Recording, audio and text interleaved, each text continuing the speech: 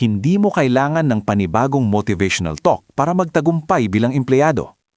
Hindi ka kulang sa oportunidad. Hindi ka kulang sa kakayahan. Hindi ka naghihintay ng perfect timing. Meron ka ng pinakamahalagang asset, ang sarili mo. Nasa loob mo ang mga kakayahang hindi mo pa lubos na nagagamit, mga ideyang hindi mo pa naibabahagi, mga kontribusyong hindi mo pa naipapakita, halagang hindi mo pa naibibigay ng buo. Kaya ang tanong ay hindi, kaya ko bang magtagumpay sa trabaho? Ang tunay na tanong ay, handa ba akong mag-grow para maging empleyadong kailangan ng team ko? Dahil ang tagumpay sa trabaho ay hindi galing sa hype o panandali ang motibasyon.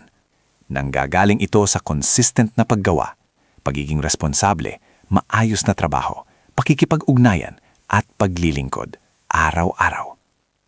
Kailangan ito ng pagbabago ng mindset mula sa takot tungo sa kumpiyansa, mula sa pag-aalinlangan tungo sa aksyon, mula sa trabaho lang tungo sa may malasakit, mula sa obligasyon tungo sa kontribusyon. Hindi mo kailangan ng perpektong script. Kailangan mo ng tunay na komunikasyon. Hindi mo kailangan ng dagdag na pressure. Kailangan mo ng mas malinaw na layunin. Hindi mo kailangan ng motivation araw-araw. Kailangan mo ng disiplina na patuloy na kumikilos para sa iyong trabaho at pangarap. Simulan mo kung nasaan ka. Gawin ang trabaho ng maayos. Makipag-usap ng maayos. Magpakita ng inisyatibo. Tumulong sa team. Ulitin araw-araw. Buuin mo ang tiwala. Buuin mo ang reputasyon mo. Buuin mo ang impact mo. Lahat ng kailangan mo ay nasa iyo na. Panahon na para i-develop ito, gamitin at pangunahan.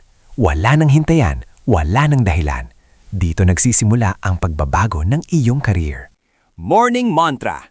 Lumilikha ako ng halaga sa bawat ginagawa ko. Naglilingkod ako ng may layunin at integridad.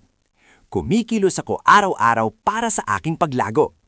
Ako ay nagiging empleyadong pinagkakatiwalaan at inaasahan. Like kung committed ka sa growth. Itag ang kati mo.